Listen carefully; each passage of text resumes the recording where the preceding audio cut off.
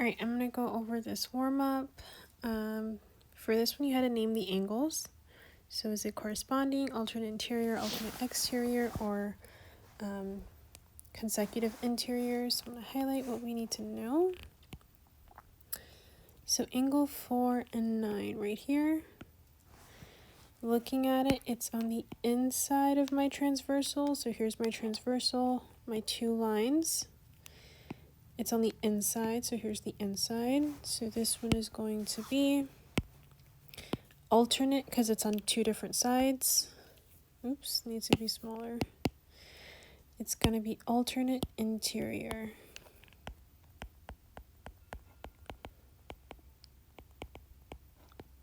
Angles. All right, looking at the next one, I have 1 and 9. So here's 1, here's 9. We're using the same transversal. Looking at it, it's not interior or exterior, so I could go ahead and cross those out. So looking at them, they're in corresponding spots. So this one is going to be corresponding.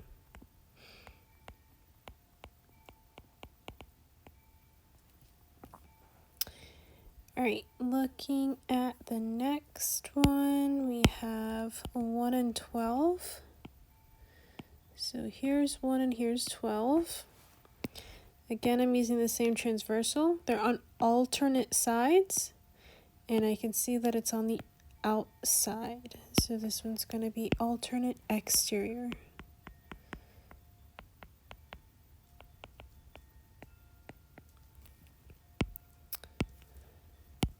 All right, now we have 6 and 11. 6 and 11. So this is going to be my transversal, cut by two parallel lines.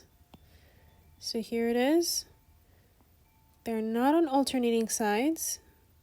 It's not interior or exterior, they're on both. So this is going to be corresponding.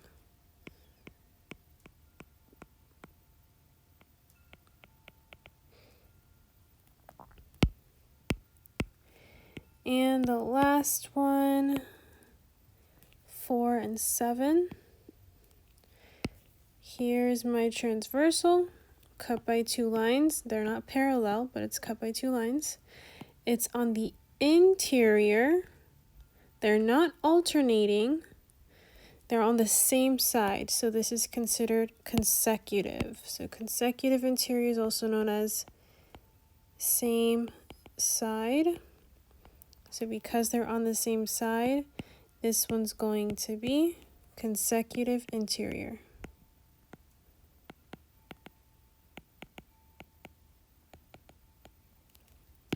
All right, we are going over chapter 3, section 2. This is the last lesson that will be on your quiz. Postulates and theorems. If parallel lines are cut by a transversal, then you have to know what's congruent. Okay, what's congruent? What's the same measurement?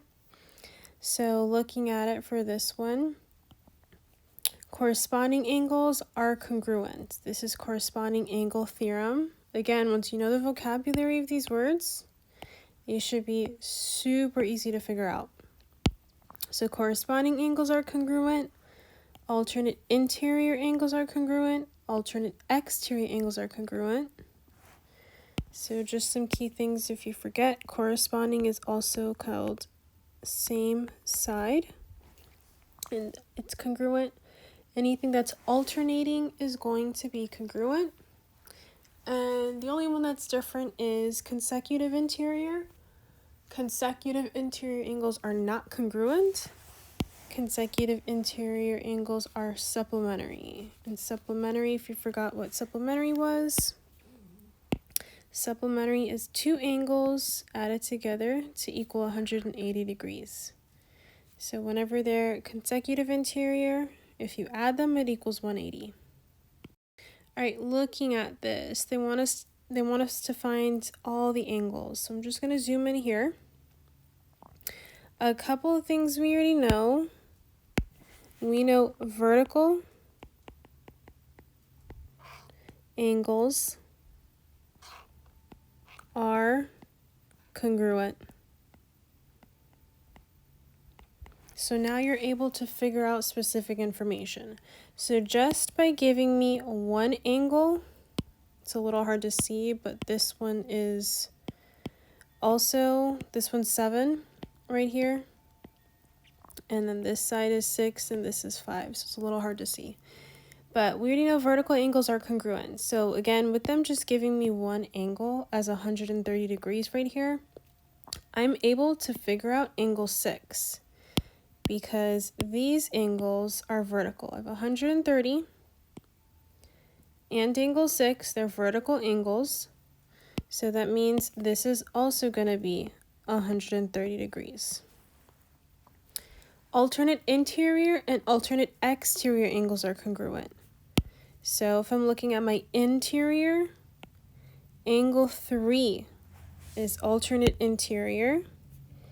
I'll write it, alternate interior.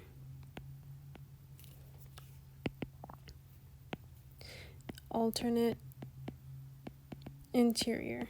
Okay, these two are alternate interior, therefore this is 130 degrees. And I have alternate exterior. Or you could say that these are vertical angles, which just means this is also going to be 130 degrees. All right, now they want me to figure out 1, 4, 5, and 7. And they told me consecutive. Oops, this should be 1n.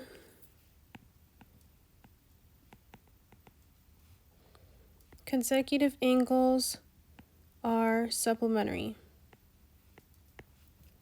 So that means 130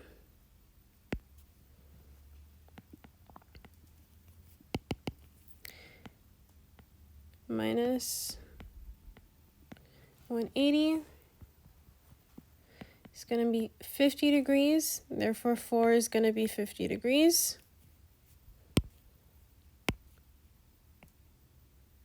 And again, I have vertical angles.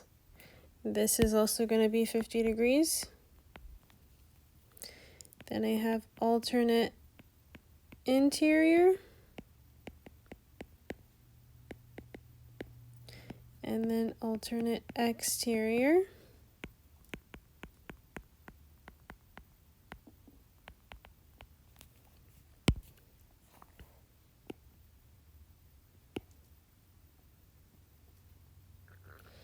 Okay, these are also 50 degrees.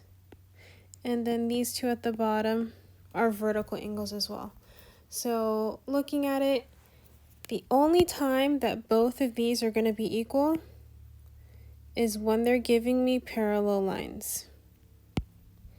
So if they were giving me one without parallel lines, they would be different for each side.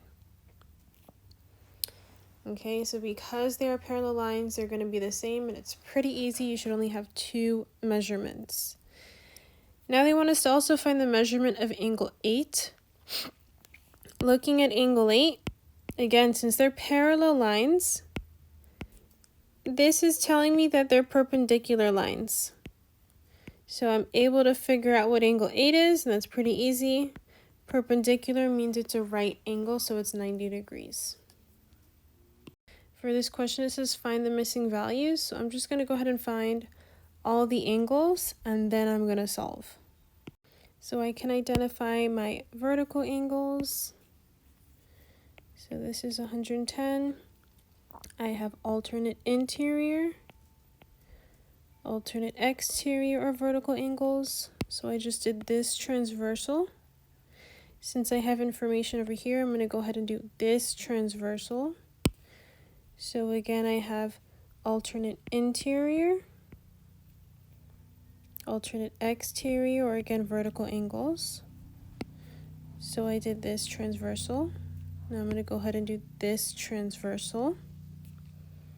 So alternate interior, alternate exterior, and I'm good with all my 110s.